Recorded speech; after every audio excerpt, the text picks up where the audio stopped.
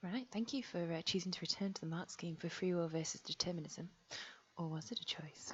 Obviously, that's something that you consider having made all of your detailed notes and you've answered all of your questions relating to free will versus determinism. You already know all about that. Okay, so quick glance at the specification again, free will versus determinism. Hopefully you're really familiar with the terms you need to know. Hard determinism, soft determinism, biological, environmental, and psychic determinism. So they're the examples of the questions. We'll go straight in. So name two types of determinism. You get anything for any of these marks, and hence why it's so useful to be aware of all the key terms within terminology within it. So as long as you said any of those, then you would have got your 2 marks. With reference to a behaviour, hence why already you know that it's AO2 application. So you're not given a stimulus, but you have to link it to a behaviour. Explain the distinction between hard determinism and soft determinism. So you got 1 mark for AO1 and 2 marks for AO2. You 1 mark for definitions of or distinctions between hard and soft determinism. So you get 1 mark for telling me, doing the first bit, explain the distinction between hard and soft determinism, and then 2 marks for linking that, referring to a behaviour. So you've got hard determinism's a way of viewing is the view that all behaviours are caused by forces outside a person's control, whereas soft determinism view that behaviour is still caused by various events. However, we also have conscious mental control as well. And then the best thing to do is think really carefully about the behaviour that you picked and then illustrate 2 types. So the thing that I've chosen, so use that a behaviour to illustrate 2 different types of behaviourism, determinism. So you have, I chose OCD because there's an element that you can argue it's biological determinism. So there's the gene which leads to the reduction in serotonin, which leads to OCD. So that is determinist, the idea that that genetic defect would lead to that issue with serotonin, which would lead to you displaying OCD behaviours. Then you could also link it in with the fact that OCD, you could argue there's also a cognitive thought process involved. So that would be hard determinism, the biological determinism, the idea that OCD, if you have low serotonin, you will automatically get OCD. You could also argue that soft determinism is the idea that you would have the gene and therefore the low serotonin, which would make you vulnerable to OCD. However, acknowledging within soft determinism that there is an element of cognitive processing involved, which is why CBT is effective. So you can think, you can have these impulses or these urges for us to complete OCD behaviours, such as really stereotypical ones, such as cleaning, maybe turning on and off the light switch, however the OCD manifests itself. And then you'd explain that you can also manifest some conscious control over that as well. So using thought processes, using logical disputing, or whatever examples you want to use, you can control it, suggesting that although behaviour is caused by something, that we still have some conscious mental control over it. And it's as simple as that. The key thing you want to do, which I probably didn't do very effectively when explaining that, was keep it very, very focused on those second 2 marks. So 1 sentence explaining hard determinism, perhaps more the idea of biological determinism, and then OCD, you could talk more about the involvement of cognitive thought processes within that. Then you've got Joel, who sounds like a very naughty school child, and we want to explain determinism and explain why Joel's aggressive behaviour links to determinism. So 2 marks for explaining determinism, and there's all the different points that you could make. So on the spec it talks about, so this is all AO1, behaviour caused by the environment, by biological factors or unconscious forces. And you could also get marks for hard and soft determinism as well. So anything that you want to talk about, any knowledge that you want to share about the behaviour determinism. So determinism is the idea that human behaviour is motivated by external and internal forces beyond our control, which is the most important part.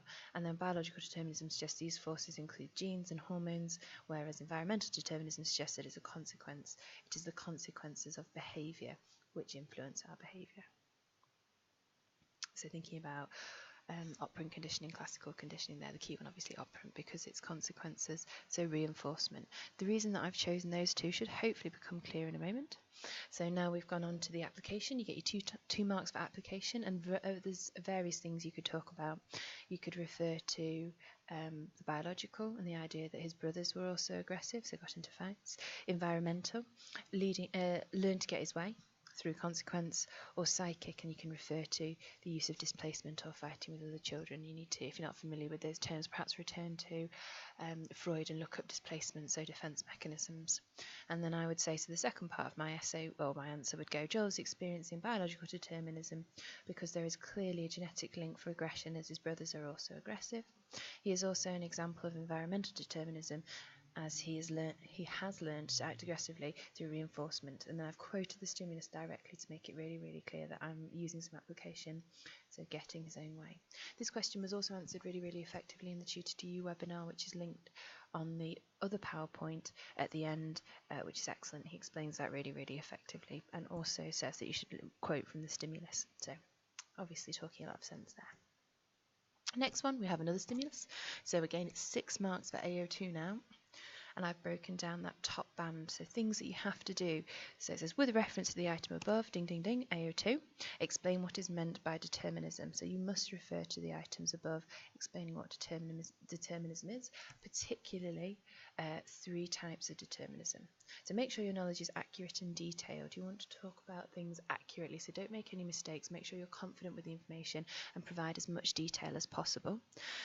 Talk about 3 types of determinism. The only way you can get the highest level of 3 is to talk about 3 types of determinism. So you can't get 5 or 6 marks unless you talk about all 3.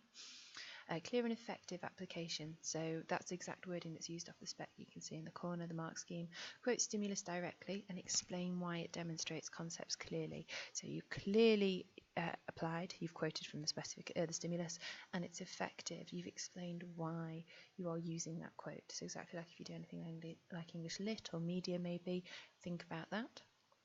It's well written and communicated, so it's very, very clear. So again, anything above 6 marks, you want to be thinking about communication, and then make sure you use specialist terminology. So you certainly should be using the terms, the names for the determinism, if nothing else, but then also think about things like, would you talk about operant conditioning, stimulus, response?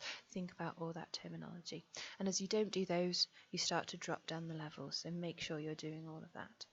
And then the way you would answer it, so you would talk about the 3 different types of determinism, and then you would consider the application. So you know about biological determinism, and you'd make reference to depression runs in families, implying it's biologically deterministic. Environmental determinism, so referring to serious social problems, suggesting that it's something to do with the environment. Particularly there you could talk about social learning theory, but any kind of social problems, so any kind of social problems you could refer to the idea. I would say most significantly actually social learning theory, so vicarious reinforcement, observation and imitation, etc.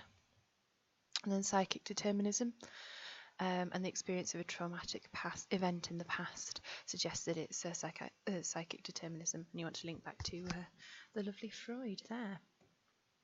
And then finally discuss the free will versus determinism debate within psychology. So essentially pretty much all the information that I've taken from the first and second slide, I've condensed them. So immediately I would compare determinism versus free will as a concept. So explain what determinism is, explain what free will is. Then talk about each one, biological, environmental and psychic, along with an example of each one of those, and that would be more than enough. AO1, the skill you want to practice is defining the term really quickly and keeping the example short and condensed. You only have 20 minutes for this question, and only 6 of those marks is AO1. So don't waste your time on that one. If you had loads and loads of time, or you could talk about hard versus soft determinism, or you could refer to those, and if I was going to do it that way, I would probably include those at the beginning. So determinism versus free will, the idea of hard and soft determinism, and then biological, environmental and psychic determinism. I would not refer to any that I didn't confidently have examples for. So basically make sure you have clear, confident examples. And then you've got your AO3 for 10 marks. And again, if you're unsure of any of these, when you check these, you want to go back to your PowerPoint slides and consider them in a bit more detail. Denial of responsibility. So Tony shooting up the pizza place, well, it was my genes, I was bound to do it. You can also refer back to, we did look at something called I think it was called the mystery of murder, where we looked at different brain structures within the murderer's mind, within their brain, obviously, and that would link with biological determinism, but all of those would allow you to go, well, it wasn't my fault, didn't mean to do it, and what are the problems with that, considering that the legal system is based on the concept of free will.